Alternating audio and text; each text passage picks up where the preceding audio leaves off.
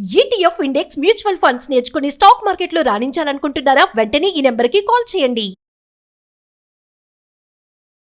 మహిళలు అన్ని రంగాల్లో ముందుంటున్నారంటే ఇలా స్కెచ్లు వేసి భర్తను లేపేసి అందులో కూడా ముందున్నారు. అంటే ఇలాంటి రోజుల్లో కూడా ఇలాంటి భార్యలు ఉన్నారా? డెడ్ బాడీ ఇంట్లో పెట్టుకొని స్కెలిటన్ లాగా ఉన్నాడు అతను కూడా. 2 సంవత్సరాల దగ్గరకు వస్తున్నాయంటే స్కిన్ అంతా డ్రై అయిపోయింది, స్కెలిటన్ లాగా కనిపిస్తున్నాడు. మరి రోజు భర్తకి తిండి పెట్టడం, అతనితో ఆమె మనకి వినడం ఏంటంటే ఆవిడ అతను స్కెలిటన్ అవ్వక ముందు వరకు కూడా అతనితో. నమస్తే, welcome back to Suman TV. ప్రస్తుతం మనతో పాటు ఉన్నారు ఫ్యామిలీ కౌన్సిలర్ రజనీ రమ గారు. నమస్తే మ్యామ్. నమస్తే నవీన్. మేడం, మరి మనం కొన్ని వీడియోస్ చేశాం కదా ఈ మధ్య కాలంలో, మహిళలు అన్ని రంగాల్లో ముందుంటున్నారంటే ఇలా స్కెచ్లు వేసి భర్తను లేపేసి అందులో కూడా ముందున్నారు. అంటే ప్లాన్ చేసి ఇల్లీగల్ అఫైర్స్ పెట్టుకొని భర్త ఉండగానే వేరే అతనితో కాంటాక్ట్స్ పెట్టుకొని స్కెచ్లు వేసి అతను తొలగించుకోవాలని, భర్తనే కాకుండా పిల్లల్ని కూడా చంపే తల్లులను కూడా చూస్తున్నాం. కానీ యూపీలో కాన్పూర్లో జరిగినటువంటి ఈ సంఘటన చాలా వ్యతిరేకం అనమాట.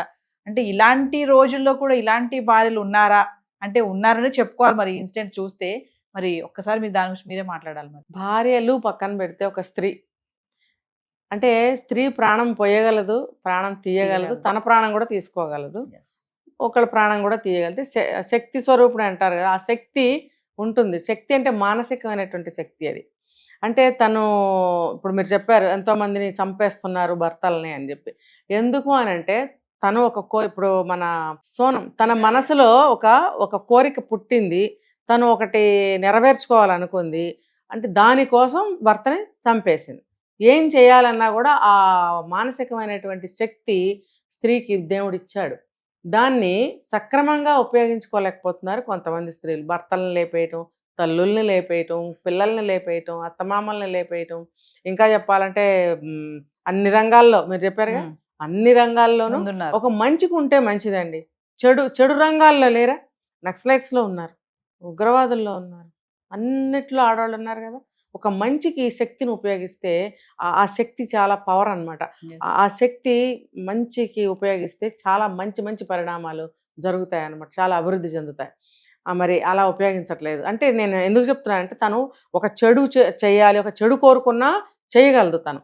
అది ఒక మంచి చేయాలన్నా తను చేయగలుగుతుంది. ఆ మానసికమైనటువంటి ధైర్యం, శక్తి, స్ట్రాంగ్నెస్ అటువంటిది, ఆ విల్ పవర్ కూడా అటువంటిది.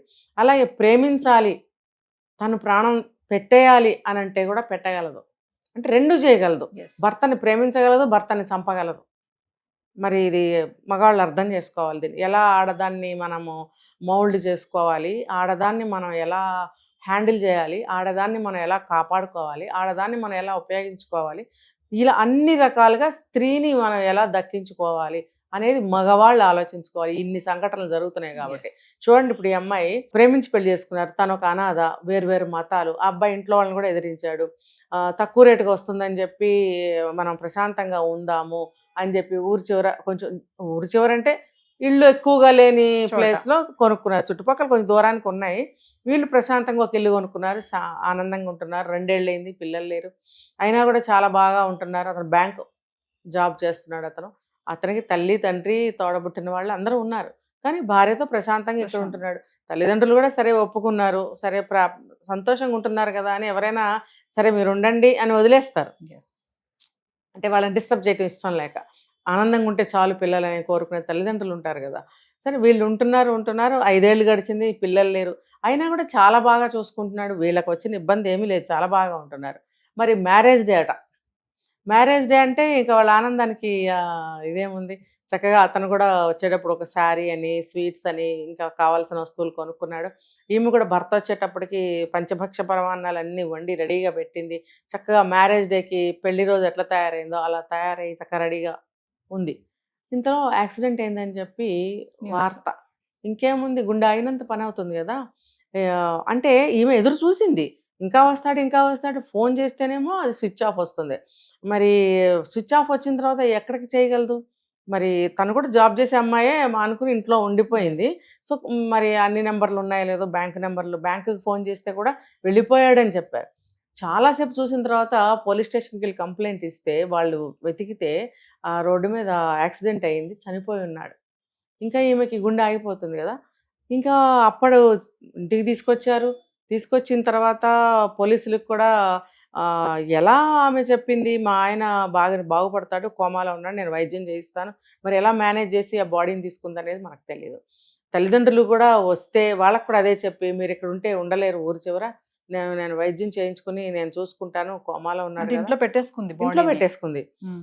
అతను బయటకు వచ్చిన తర్వాత నేను మీకు కాల్ చేస్తాను, తర్వాత రెగ్యులర్గా నేను చేయాల్సిన సర్వీస్ నేను చేస్తాను, హాస్పిటల్లో ఉంచితే ఖర్చులు అవుతాయి, ఏదో ఒకటి చెప్పి వాళ్ళని పంపించి తనే మేనేజ్ చేస్తాను. 2 సంవత్సరాలు అయిపోతుంది, దగ్గర దగ్గర dead 18 body months. Dead body ఇంట్లో పెట్టుకొని రోజు స్నానం చేయించడం, బట్టలు మార్చడము, ఏదో పెర్ఫ్యూమ్స్ అవి కొట్టడము, అంటే స్మెల్ రాకుండా. ఇలాంటి కేసు ఒకటి 10 సంవత్సరాల క్రితము నెల్లూరులో జరిగింది.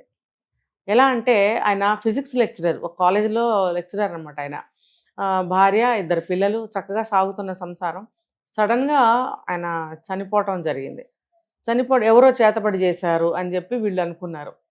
అనుకుని ఏం చేశారు అంటే ఆ భర్త పట్ల కానీ, ఇంటి పెద్దగా కానీ, ఆయనంటే ఉన్న గౌరవంతో కానీ, ఇష్టంతో కానీ ఏం చేసిందంటే ఆవిడ ఆ శవాన్ని అంత్యక్రియలు చేయకుండా ఇంట్లోనే పెట్టుకుని తలుపులు వేసేసి చుట్టూ రోజు స్ప్రేలు కొట్టడము, తీసుకోవాల్సిన జాగ్రత్తలన్నీ తీసుకుంటుంది.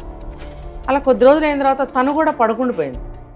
పడుకుని పోయి లెగవకుండా పిల్లలకి బయటకు వెళ్ళి ఏదో తెచ్చుకోండి, వండుకోండి, తినండి, అంతంత పిల్లలు ఉంటారు, చిన్న 10-12 ఏళ్ల వయసు పిల్లలు. అలా ఉంటే ఆమె మాత్రం ఫుడ్ తీసుకోవట్లేదు. పిల్లలు, చిన్న పిల్లలు, ఏం అడగాలో తెలియదు, ఎలా అడగాలో తెలియదు, అమ్మ తిను అని మాత్రం అనగలుగుతారు. నాకొద్దు అని అంటుంటుంది.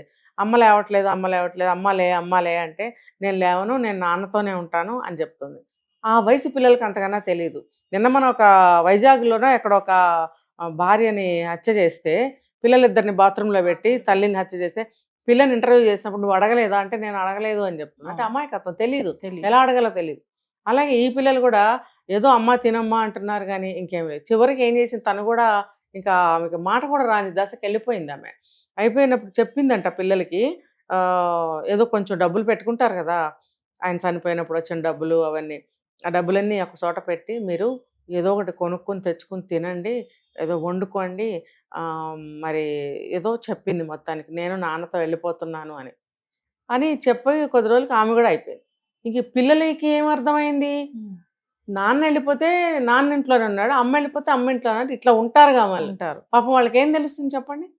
ఇంకా చుట్టుపక్కల వాళ్ళకి ఈ విషయాలు ఏమీ తెలియవు అసలు. ఏదో నిన్నటి వరకు ఆవిడ తిరిగింది, పిల్లలు తిరుగుతున్నారు, ఆయన ఏదో చనిపోయాడంటే చనిపోయాడు, తీసుకెళ్లారు, వాళ్ళు అంత పట్టించుకోరు కదా. ఈవిడ ఇలా ఇంట్లో ఉంచుకుందని సంగతి తెలియదు. తర్వాత పిల్లలు కూడా తల్లిని కూడా ఉంచారు. తల్లికి తండ్రికి ఇద్దరికి స్నానాలు చేయించడము. మా చిన్న పిల్లలు ఎలా మేనేజ్ చేశారు అసలు, ఇల్లంతా నీళ్ళు అవ్వవా, తడవదా, దాన్ని ఊడవటం, కడగటం, డెటాల్, ఫెనాల్ వేసి కడగడము, సువాసనలు వచ్చేవి చల్లడము, మళ్ళీ దుప్పటి కప్పడము, ఇలా కొంతకాలానికి అనుమానం వస్తుంది ఎవరికైనా.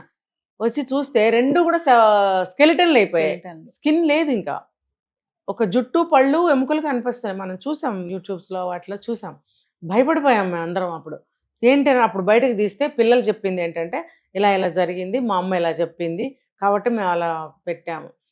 పిల్లలు కూడా మెంటల్గా చాలా దిగజారిపోయారు. వాళ్ళని మళ్ళీ హాస్పిటల్కి తీసుకెళ్ళి వైద్యం ఇప్పించి నానా గందరగోళం అయింది. అంటే ఆ ఎఫెక్షన్ అనేది, ఆ బంధం అనేది వాళ్ళని వేడనివ్వదు. ఇప్పుడు ఈ కేసు కూడా నాకు అదే అనిపిస్తుంది. సో అలా పెట్టుకుని 18 months అయింది. ఎవరన్నా వచ్చినా సరే, వాళ్ళ అత్తగారు వాళ్ళు అడిగినా సరే, కోమాలో ఉన్నాడు, నేను ట్రీట్మెంట్ ఇప్పిస్తున్నాను, నేను సేవ చేసుకుంటున్నాను అంటుంది. ఎవరైనా నిజం అనుకుంటారు. మరి 18 months అయిపోయింది. కరోనా టైంలో, ఆ టైంలో ఒక టీం వాళ్ళు వస్తూ ఉంటారు కదా, మెడికల్కి సంబంధించిన వాళ్ళు వచ్చి ఆ డాటా రాసుకోవడము, మేము ఇంట్లో మందులు ఉన్నాయా, మాస్కులు ఉన్నాయా, ఏవో సంథింగ్ జరుగుతుంది. ఆ డాక్టర్స్ గ్రూప్ ఒకటి వచ్చిందంట. వచ్చి వాళ్ళు తలుపు కొడితే తలుపు తీసింది. వాళ్ళకి ఏదో ఒక స్మెల్ వచ్చింది. డాక్టర్స్కి తెలిసిపోతుంది ఇదేం స్మెల్ అనేది కదా, వాళ్ళు అబ్జర్వ్ చేస్తారు. ఏంటి స్మెల్ వస్తుందంటే, ఏం లేదు, మీ ఇంట్లో ఇంకెవరెవరు ఉంటారు, మీ ఆయన లేడా అంటే, మా ఆయన కోమాలో ఉన్నాడు అంటే, వాళ్ళకి ఇంకా అనుమానం కొంచెం ఎక్కువై తలుపులు తోసుకుని లోపలికి వెళ్తే స్కెలిటన్ లాగా ఉన్నాడు అతను కూడా. 2 సంవత్సరాల దగ్గరకు వస్తున్నాయంటే ఆ స్కిన్ అంతా డ్రై అయిపోయింది, స్కెలిటన్ లాగా కనిపిస్తున్నాడు. మరి రోజు భర్తకి తిండి పెట్టడం, అతనితో ఆమె సెక్సువల్గా పాల్గొంటున్నట్టుగా ఫీల్ అవ్వడము, మనకి వినడం ఏంటంటే అతను స్కెలిటన్ అవ్వక ముందు వరకు కూడా అతనితో అలా ఉంది అని కూడా చెప్తున్నారు. భగవంతుడికి తెలియాలి. కానీ ఆ అమ్మాయి నోటితో చెప్పడం అయితే నేను అలా ఫీల్ అవుతున్నాను, భోజనం పెడుతున్నాను, నా భర్త చనిపోలేదు, నా తల్లిదండ్రులు లేకపోయినా కూడా నా తల్లిదండ్రులాగా చూసుకున్నాడు, నాకు పిల్లలు లేకపోయినా కూడా నన్నే ఒక బిడ్డగా చూసుకున్నాడు. అంటే ఆమె ఒప్పుకోలేకపోతుంది నా భర్త చనిపోయాడు అనే అవును. విషయాన్ని, ఒప్పుకోలేకపోతుంది, ఒప్పుకోలేకపోతుంది. దగ్గరే ఉన్నాడు అన్న ఫీలింగ్ లో ఉండిపోయింది. అంత ప్రేమమూర్తిని నేను తట్టుకోలేకపోతున్నాను. అయినా నా భర్త ఇంకా లైవే, ఆయన ఏమంటారు కోమాలో ఉన్నారు, బాగు చేసుకుంటాను, ఆయన బాగుపడతాడు, మాకు పిల్లలు పుడతారు అని చెప్తా. అంటే మెంటల్గా ఈమె కూడా చాలా వీక్గా ఉందన్నమాట. ఆవిడ ఆ ట్రాన్స్లోనే ఉంది, ఆ ఊహల్లోనే ఉంది ఆవిడ. అప్పుడు వెంటనే ఆమెను అడ్మిట్ చేశారు ట్రీట్మెంట్ కోసం, అతనికి తల్లిదండ్రులకు అప్పచెప్పారు ఆ బాడీని. తర్వాత ఆ అమ్మాయి కొద్ది రోజుల తర్వాత హాస్పిటల్లో నన్ను అంటే అసలు ఎందుకు ఇలా చేసింది అని అంటే నా భర్తను నా నుంచి దూరం చేస్తారన్న భావంతో ఇంట్లోనే పెట్టుకుంది, ఎవరికి చెప్పకుండా. ఇప్పుడు హాస్పిటల్లో జాయిన్ చేసేటప్పటికి ఏమైందనంటే ఇక్కడ కూడా నా నుంచి దూరం చేశారు నా భర్తని అని ఉండలేకపోయింది. కొద్ది రోజుల్లోనే ఆమె చనిపోయింది హాస్పిటల్లో. కొంతమంది అంటున్నారు మేడం, నేను స్టార్టింగ్ లో చెప్పినట్టుగా భర్తను చంపేసి ఈ రోజుల్లో ఇలాంటి భార్యలు కూడా ఉన్నారా, ఇంత ప్రేమమూర్తులా వీళ్ళిద్దరు, నా భగవంతుడు వీళ్ళని ఎందుకు దూరం చేశాడు, గ్రేట్ వైఫ్ అని చెప్పి కామెంట్స్ కూడా వస్తున్నాయి ఈ ఆర్టికల్ కి. నిజంగా అంటే కొంతమంది భార్యలకి మరి ఈ వార్త చూసి వాళ్ళు ఏమనుకుంటారో మరి నవ్ డేస్. మొరాలిటీ ఏంటంటే ఇందులో స్త్రీ ఒక భార్యను తీసుకోండి, ఇక్కడ భార్య కాబట్టి ఎంత ప్రేమిస్తే ఆ భార్య ప్రాణం పెడుతుంది. నేను కొన్ని వీడియోలో చెప్పే ప్రేమ త్యాగాన్ని కోరుతుంది, ప్రేమ ప్రాణాన్ని పెడుతుంది అని చెప్తాను నేను. ఇది ఇక్కడ నిరూపణ అయ్యిందా లేదా?